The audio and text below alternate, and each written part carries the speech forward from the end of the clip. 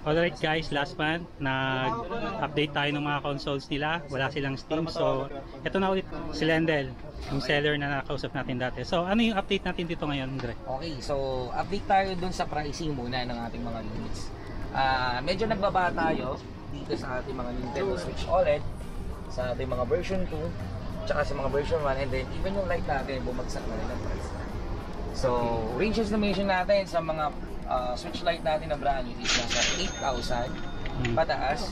From here na cost 13,000 to 14,000 sa mga limited edition, 13,000 to 12,000 sa mga version 2 natin.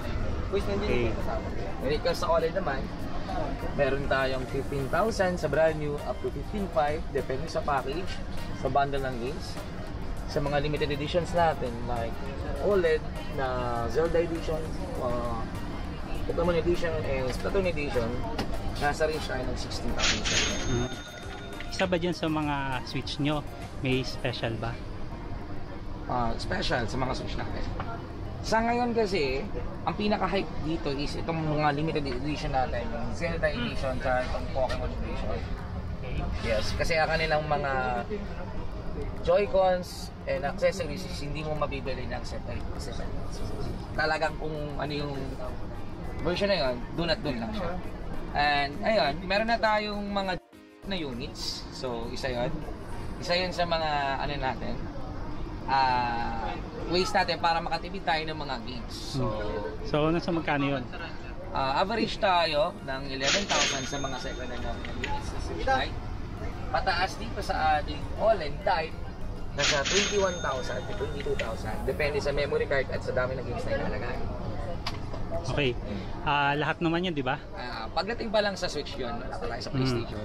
Lahat ng Switch nyo may special? Yes, may special. Okay. So, sa ano naman tayo? PlayStation? Okay, sa PlayStation po, medyo bumaba din ang ating mga PlayStation 4 console. Makakabili na tayo from 8,000, may kasama na siyang bundle of game, controller, up to dun sa budget na meron kayo. So, meron din tayong mga naka-modified na unit sa mga PlayStation 4 natin. Mapa-Pat, Slim, at Pro, meron na tayong mga limited.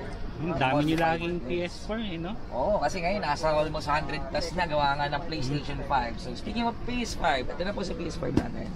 Ang daming kayo, Sa PlayStation 5 natin ngayon, 1, 2, 3, 4, 5. meron tayong 28 to 29,000 brand new na PlayStation 5. Meron din tayong mga special bundles like kasama isang controller and isang game for 32 to 38,000. Depende sa game.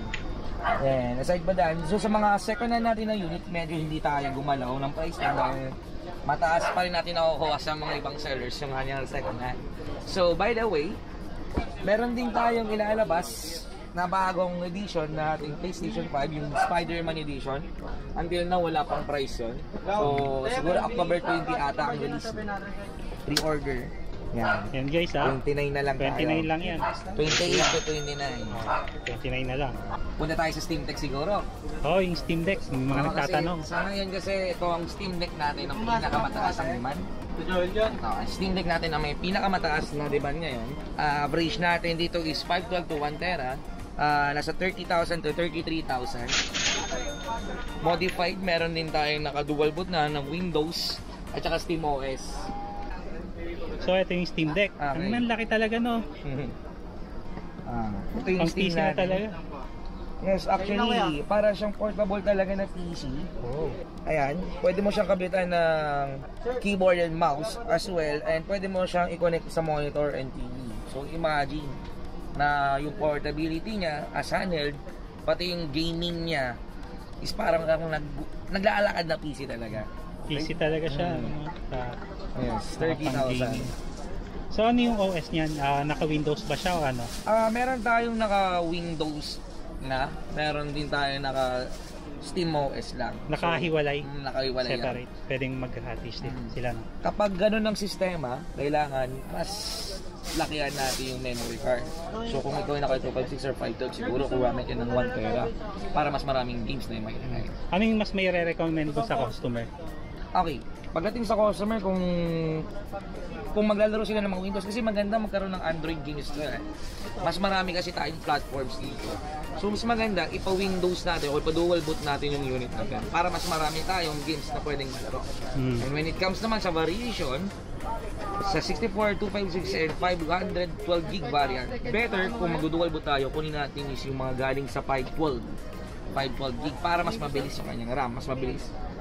So, Ayan. May 1 tera bang ganyan? pagdating sa 1 tera, tayo na po yung nagko-custom nun. So, pinapalitan natin yung kanyang memory sa loob or bibili tayo ng micro SD. Oh, Okay. So, okay. meron tayong 2 ways. Up to 4 tera, 2 tera, depende sa cost Grabe natin. pala yan, ano? Yes. So, marami kayo ngayong ganyan na Steam Deck. Sa Steam Deck ngayon, medyo marami kami ngayon dahil ito yung height eh. Kumbaga sa bentahan namin ngayon, halos parehas lang ang galaw ng Steam Deck sa amin at yung PlayStation 5. I see. Yes. Kung gaano kataas ang demand yan. Yun. Malakas pa sa inyo yung mga Xbox na X series. Okay. Mga ganito? Sa Xbox Series X, mga Xbox consoles natin, ang coordinate name medyo mahina tayo dyan. Mahina talaga, no? Dahil most of those games ay nasa internet required. Alam naman natin yung sistema ng internet connection natin medyo mahina. So, ayan, hindi tayo masyadong nakagalaw pero still meron tayong Xbox Series S and Series X na mabibili dito sa shop natin. Okay, yung Series X nyo, nasa magkano na lang? Yung 1 tera yan. Yes, 1 tera yan. Ang brand niya is sa 20. So, meron tayong used is nasa 22 to 25. Okay. Depende pa. Yung Series S nyo.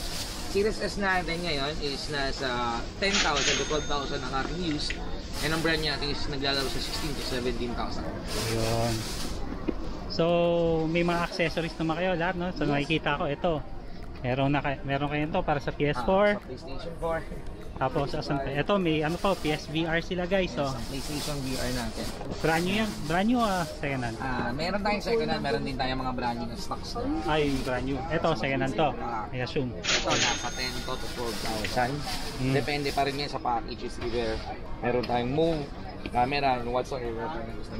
Okay. Available din yung mga in-guns natin. Yan. Ito. Pati yung steering wheel na ginagamit natin sa mga racing games. Yan. Yan na yan. Meron din kayo. Nasa range of na tayo doon, 13 to 15,000. Kung sakaling may maghanap ng Pandora, Okay, mga pala. nasa magkano yun? Okay. Ito yung Pandora natin. Pandora's Box. Ito yung pinaka bago dito sa market namin. Mga pang Tekken, ano? Sinubukan na Wireless ba namin. yan o ano? Ano ito built-in na siya. Kailangan mo lang talaga dito TV. May sarili na siyang speaker. Okay. VGA compatible, HDMI compatible na rin siya. So, meron tayong mga 3,000 gigs sa loob, meron tayong mga console na nasa 8,000, meron nasa 10,000 gigs. So, ikakabit na lang pala yung monitor dyan. Oo, kakabit mo na lang. May sariling games na pala siya. May sarili din Sinasabi siyang niya volume Oo dito. nga, no? Kaya kung gumagamit ang isang client natin ng mga portable na screen o monitor, magagamit at malalaro nyo po. Easily lang. Binubuksan na siya dito. VGA, HDMI, power. So, nasa magkano yung ganito? Okay, ang range ng ating Pandora's is nasa 7,000 pataas tayo ng 10,000 or 12,000. Depende sa dami ng gigs na nasa loob. Ayos pala. Yes. So, ito lang lahat ng mga items nyo for today. Meron pa akong isa yung Amber Nick. Amber Nick? Ito isa pa to sa pinaka mabenta sa amin. Okay, Amber Nick. Amber Nick. Ngayon ko lang narinig yun. A few minutes later. Okay, ito yung Amber Nick. Ito yung isa sa mga most demand natin na units from now, as of now. Consists of retro games and retro consoles. Okay, meron tayong tatlong colors na to, yung coffee brown, yung transparent white, at transparent violet. Nung year 90s niya, mga millennium, no? Wala pang kulay, wala pang ilaw. May Game Boy ako nun, black and white eh. Pinakawan nilalaro ko Walang dito ilaw. yung Contra eh. Paborito ko, fan ako ng Contra kasi. Tsaka yung Ganda. Battle Tank. Okay. Tingnan natin dito, punta tayo sa consoles. Yan. Makikita mo ko dito, boss, marami tayong different criteria ng console natin from PS1, PS2, PS3, arcade. Dito rin yung Atari, Game Boy, Famicom, GBA, GBC, GG, GWN, whatsoever. Siguro I think this unit, meron tong nasa 20 plus na retro consoles. 20 plus. And kada isa niyan is naglalaman ng halos hundreds of games. So, try natin ang Famicom. Okay, meron siyang 713 games sa loob. What more pa kaya kung meron kang 20 consoles sa loob kung ganyan din kadami? Sige nga, yung PS3. Nakirelease ako sa PS3 niya Sa PS3 namin, hindi kami masyado naglagay ng games kasi. Sige. Yan, meron tayong 5 dito. Yan yung 6 na games dito sa loob. Okay? Itong aming Anbernic is modified na ng Garlic OS.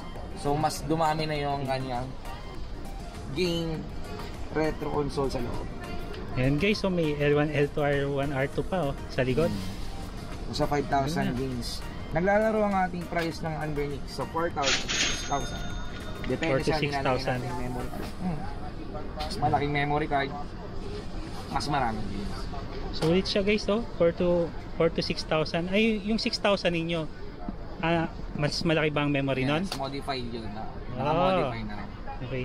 Ano yung hindi naka-modify dito? Actually, parehas namin ng minamodified. Okay. Para mas marami na tayong choice ng mga consoles and games. Medyo nahihirapan din kasi kami kapag nagugulat kami ng customer na magpapa-modified pala dahil nasa 2 hours o 3 hours ang paggawa ng kada isa niya. Tagal din nun. So, ito na lang ba lahat, Dre? May USB Type-C yung charging niya, tapos may headset na rin siya. May Bluetooth siya? Headset? Wala pala. Wala, okay. Okay lang. Ito, Mario. Ano yung lakas din yung volume guys, Kaya kung fan tayo ng Mario, Contra, and yung one up.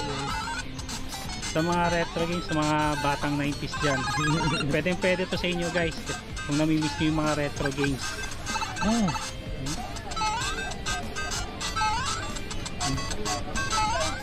Wala, naglaro na kami.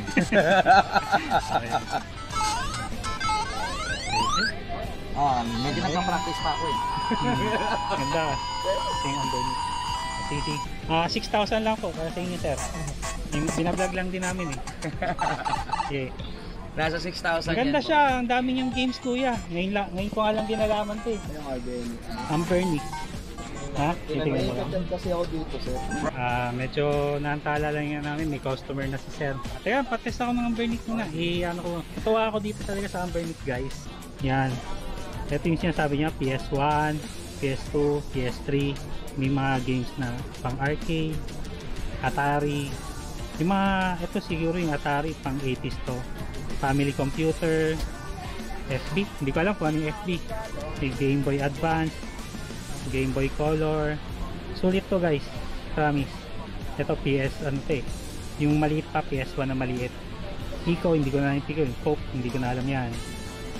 Grabe, for 6,000 lang. May ganito ka na. Yung sa mga batang 90s, pwede sa atin to guys. Hindi siya guys touchscreen ha. Okay, kasi siya nasa abala mo. Okay lang Dre, okay lang. Okay, so to make it short, sa mga gusto magkaroon ng mga retro games or sabihin natin mga consoles and wonder ka dun sa gusto mong laruin, free to us lang dun sa aming Facebook fan page, yung Amazing Star Marketing. And hanapin nyo lang ako kung gusto nyo ako yung mismo makausap nyo, Lian Lendel. And yun, salamat din sa panonood. So dito na lang guys. See you pre. Siguro next month ulit.